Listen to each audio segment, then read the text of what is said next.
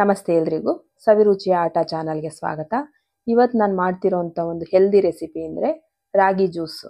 ರಾಗಿಯಿಂದ ನಾನು ಒಂದು ಜ್ಯೂಸ್ ತಯಾರು ಮಾಡಿದ್ದೀನಿ. ತುಂಬಾ ಚೆನ್ನಾಗಿದೆ. ಈ ಬೇಸಿಗೆಗಂತೂ ರಾಗಿ ಎಷ್ಟು ಉಪಯೋಗಿಸ್ತೀವೋ ನಾವು ಬಾಡಿಗೆ ಅಷ್ಟು ಒಳ್ಳೆಯದು ನಮ್ಮ ದೇಹಕ್ಕೆ. ತುಂಬಾ ಅದ್ಭುತವಾಗಿದೆ, ತುಂಬ ರುಚಿಯಾಗಿ ಕೂಡ ಇದೆ. ಮೊದಲೇ ನಮ್ಮ ಹಳ್ಳಿ ಕಡೆ ಹೇಳ್ತಾರೆ ರಾಗಿ ತಿಂದವನಿಗೆ ರೋಗವಿಲ್ಲ ಅಂತ.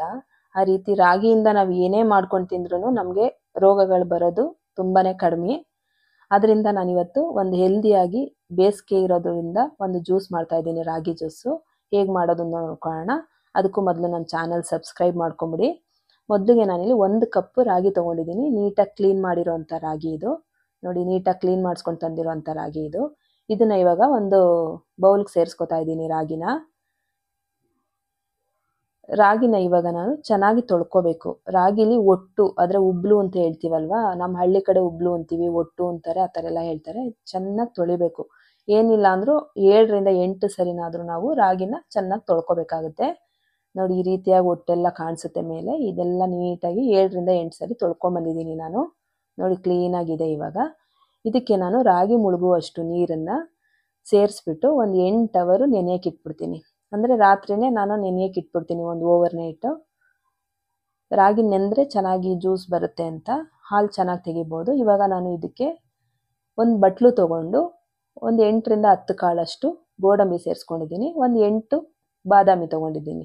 ಇದನ್ನು ಕೂಡ ಅಷ್ಟೇ ತೊಳೆದ್ಬಿಟ್ಟು ಒಂದು ಸರಿ ನೀರು ಹಾಕ್ಬಿಟ್ಟು ನೆನೆಸ್ಬಿಟ್ಟು ಇಡ್ತೀನಿ. ಇದು ಕೂಡ ರಾತ್ರಿ ಎಲ್ಲ ನೆನಿಲಿ, ಒಂದು 8 ಗಂಟೆಗಳ ಕಾಲ ನೆನಿಲಿ.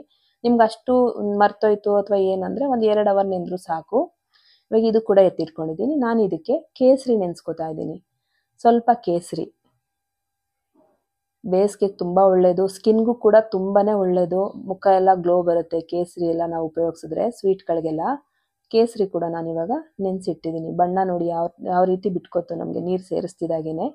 3 ನಾನು ಒಂದು ಇಡೀ ರಾತ್ರಿ 8 ಅವರು ನೆನೆಯಕ್ಕೆ ಇಡ್ತಿದ್ದೀನಿ. ಕೇಸರಿ, ಡ್ರೈ ಫ್ರೂಟ್ಸು ಅಂದರೆ ಬಾದಾಮಿ, ಗೋಡಂಬಿ ಮತ್ತು ರಾಗಿ 3 ನೆನೆಸಿಟ್ಟಿದ್ದೆ. ಇವಾಗ ಬೆಳಗ್ಗೆ ನೋಡಿ ತೆಗೆದಿದ್ದೀನಿ ಎಲ್ಲವುದು ಯಾವ ರೀತಿಯಾಗಿ ನೆಂದಿದೆ ಅಂತ. ರಾಗಿನ ನೀರು ಮತ್ತೆ ಇನ್ನೊಂದು 2 ಸಲ ತೊಳ್ಕೊಂಡು ನೀರೆಲ್ಲ ಬಸ್ತಿಟ್ಕೊಂಡಿದ್ದೀನಿ. ಬಸ್ಬಿಟ್ಟು ಇವಾಗ ನಾನು ಒಂದು ಜ್ಯೂಸ್ ಜಾರ್ಗೆ ಸೇರಿಸ್ಕೊತಾ ಇದ್ದೀನಿ. ರಾಗಿ ಪೂರ್ತಿಯಾಗಿ ಸೇರಿಸ್ಕೊಂಡಾಯಿತು. ಇದಕ್ಕೆ ನಾನು ಒಂದು ಗ್ಲಾಸ್ ಅಷ್ಟು ನೀರು ತೊಗೊಂಡು ಚೆನ್ನಾಗಿ ಮಿಕ್ಸಿ ಮಾಡ್ಕೋಬೇಕು. ಅಂದರೆ ಹಾಲು ತೆಗಿಬೇಕಲ್ವ, ಇವಾಗ ನಾವು ಜ್ಯೂಸ್ ತೆಗಿಬೇಕಲ್ವ, ಅದರಿಂದ ನೋಡಿ ಈ ರೀತಿಯಾಗಿ ತೆಗೆದಿದ್ದೀನಿ. ಇದನ್ನ ಇದೇ ಥರ ಒಂದು 2ರಿಂದ 3 ಸಲ ತೆಕ್ಕೋಬೇಕಾಗುತ್ತೆ. ತೋರಿಸ್ತೀನಿ ನೋಡಿ ಜ್ಯೂಸ್ನ. ತುಂಬಾ ರುಚಿಯಾಗಿರುತ್ತೆ ಮಾತ್ರ ರಾಗಿ. ಇದು ಏನೇ ನಾವು ರಾಗಿಯಿಂದ ರೆಸಿಪಿಗಳು ಮಾಡಿದ್ರೂ ತುಂಬಾ ರುಚಿಯಾಗಿರುತ್ತೆ. ಕೆಲವ್ರಿಗೆ ಲೂಸ್ ಮೋಷನ್ ಆಗುತ್ತೆ ಆ ಥರ ಎಲ್ಲ ಹೇಳ್ತಾರೆ. ಏನೂ ಆಗಲ್ಲ, ಅಭ್ಯಾಸ ಮಾಡ್ಕೋಬೇಕಷ್ಟೇ. ರಾಗಿ ತಿನ್ನೋದನ್ನು ಯಾರು ಅಭ್ಯಾಸ ಮಾಡ್ಕೋತಾರೋ ಅವ್ರಿಗೆ ಯಾವಾಗ್ಲೂ ಆರೋಗ್ಯವಾಗೇ ಇರ್ತಾರೆ. ಒಂದು ಟೈಮ್ ಆದರೂ ರಾಗಿ ಉಪಯೋಗಿಸ್ಬೇಕು ನಾವೆಲ್ಲರೂ ದಿನದಲ್ಲಿ. ನೋಡಿ ಈ ರೀತಿಯಾಗಿ ನಾನು ರುಬ್ಕೊಂಡು 2ರಿಂದ 3 ಸಲ ಚೆನ್ನಾಗಿ ರುಬ್ಬಿ ಹಾಲು ತೆಕ್ಕೋತಾ ಇದ್ದೀನಿ. 2 ಸರಿ ತೆಕ್ಕೊಂಡಿದ್ದೀನಿ ನಾನು. ಇನ್ನೊಂದು ಸರಿ ರುಬ್ಕೊಂಡು ನೋಡಿ ಈ ರೀತಿಯಾಗಿ ತೊಗೊಂಡು ಬಂದಿದ್ದೀನಿ. ನೋಡಿ, ಚೆನ್ನಾಗಿ ತೆಕ್ಕೊಂಬಿಡೋಣ ಹಾಲು. ತುಂಬ ಒಟ್ಟೆಲ್ಲ ಉಳ್ಕೊಳ್ಳೋವರೆಗೂ ತೆಗೆಯೋದು ಬೇಡ, ಯಾಕೆಂದರೆ ನಾವು ಜ್ಯೂಸ್ ಕುಡಿತಾ ಇರೋದು. ಹಲ್ವಾಗೆಲ್ಲ ಆದರೆ ಚೆನ್ನಾಗಿ ತೆಗಿಬೇಕಾಗುತ್ತೆ. ರಾಗಿ ಹಾಲ್ಬಾಯಿ, ರಾಗಿ ಹಲ್ವಾ ಮಾಡಿದಾಗೆಲ್ಲ ನೀಟಾಗಿ ತೆಕ್ಕೋಬೇಕಾಗುತ್ತೆ. ಏನಿಲ್ಲ, ಇಷ್ಟು ಮಾಡಿಕೊಂಡ್ರೆ ಸಾಕು ನಮಗೆ. ಇದನ್ನು ನಾವು ಒಣಗಿಸ್ಬಿಟ್ಟು ಮತ್ತೆ ರಾಗಿ ಹಿಟ್ಟು ಜೊತೆಗೆ ಸೇರಿಸ್ಕೋಬೋದು ಅಥವಾ ಬೇರೆ ಏನಾದರೂ ಮಾಡ್ಕೋಬೋದು. ಇವಾಗ ನೋಡಿ ಇಷ್ಟು ಹಾಲು ನನಗೆ ರೆಡಿ ಆಗಿದೆ ರಾಗಿದು. ಇವಾಗ ನಾನು ಮಿಕ್ಸಿ ಜಾರ್ಗೆ ಮತ್ತೆ ಗೋಡಂಬಿ ಮತ್ತು ಬಾದಾಮಿನ ಸುಳಿದು ಸೇರಿಸ್ಕೊಂಡಿದ್ದೀನಿ. ಇದಕ್ಕೆ ಒಂದು ಏಲಕ್ಕಿ ಕಾಯಿ ಕೂಡ ಸೇರಿಸ್ಕೋಬೋದು. ಇವಾಗ 4 ಟೇಬಲ್ ಸ್ಪೂನಷ್ಟು ಬೆಲ್ಲ ಸೇರಿಸ್ಕೊತಾ ಇದ್ದೀನಿ. ನಿಮಗೆ ಬೆಲ್ಲ ಇಷ್ಟ ಇಲ್ಲ ಅಂದರೆ ಸಕ್ಕರೆ ಕೂಡ ಸೇರಿಸ್ಕೋಬೋದು. ಜ್ಯೂಸ್ಗೆಲ್ಲ ನೀವು ಎಷ್ಟು ಸಕ್ಕರೆ ಹಾಕೋತೀರೋ ಅಷ್ಟು ಸೇರಿಸ್ಕೋಬೋದು.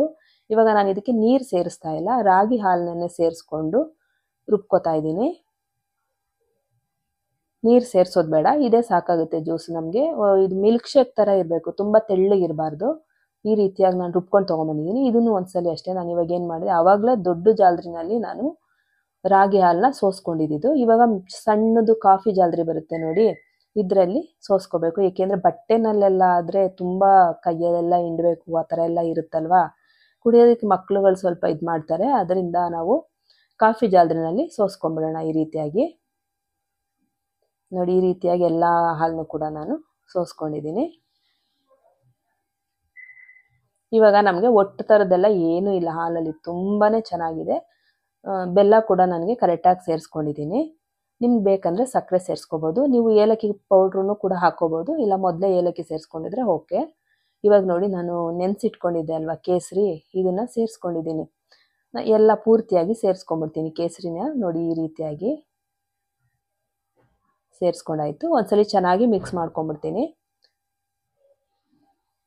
ಈ ರೀತಿಯಾಗಿ ಆದರೆ ಫುಲ್ ರೆಡಿ ಆಯಿತು ಜ್ಯೂಸ್ ಅಂತ. ತುಂಬಾ ಚೆನ್ನಾಗಿದೆ. ನಿಮಗೆ ಈ ಥರ ಹಸಿದು ಕುಡಿಯೋಕ್ಕಾಗಿಲ್ಲ ಅಂದರೆ ಸ್ವಲ್ಪ ಹಾಲೆಲ್ಲ ಕಾಯಿಸ್ತೀವಿ ನೋಡಿ, ಆ ರೀತಿಯಾಗಿ ಕಾಯಿಸ್ಕೊಂಡು ಬಿಸಿ ಬಿಸಿದು ಕೂಡ ಕುಡಿಬೋದು. ಇವಾಗ ಬೇಸಿಗೆ ಅಲ್ವಾ, ಮಕ್ಳಿಗೆಲ್ಲ ಇದ್ರ ಜೊತೆಗೆ ಒಂದು ಐಸ್ ಕ್ಯೂಬ್ ಹಾಕ್ಕೊಟ್ರಂತೂ ಇನ್ನೂ ಖುಷಿ ಪಟ್ಟು ಕುಡಿತಾರೆ.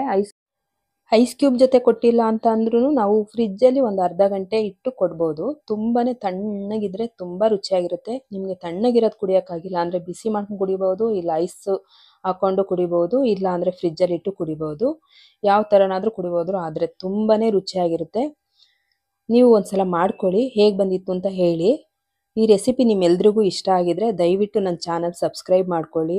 ಏಕೆ ಅಂದರೆ ನನ್ನ ಚಾನಲ್ ಸಬ್ಸ್ಕ್ರೈಬರು ಫುಲ್ ಸ್ಟಾಪ್ ಆಗೋಗಿದೆ, ಮತ್ತು ವ್ಯೂಸ್ ಕೂಡ ಬರ್ತಾ ಇಲ್ಲ. ಏನು ಪ್ರಾಬ್ಲಮ್ ಆಗಿದೆ ಅಂತಲೂ ಗೊತ್ತಾಗ್ತಿಲ್ಲ, ಅಥವಾ ನನ್ನಿಂದನೇ ಏನಾದರೂ ವಿಡಿಯೋ ಸರಿಯಾಗಿ ಮಾತಾಡ್ದಲೇ ಏನಾದರೂ ಹಾಕಿದ್ದೀನಿ ಅಂತಲೂ ಗೊತ್ತಾಗ್ತಾ ಇಲ್ಲ. ನಿಮ್ಗೆ ಯಾರಿಗಾದ್ರೂ ಇದ್ರ ಬಗ್ಗೆ ಏನಾದರೂ ಗೊತ್ತಿದ್ರೆ ಯೂಟ್ಯೂಬ್ ಬಗ್ಗೆ ಹೇಳಿ. ವ್ಯೂಸು ಬರ್ತಾ ಇಲ್ಲ, ಸಬ್ಸ್ಕ್ರೈಬರು ಬರ್ತಾ ಇಲ್ಲ, ಏನಕ್ಕೆ ಅಂತಲೂ ಗೊತ್ತಾಗ್ತಿಲ್ಲ.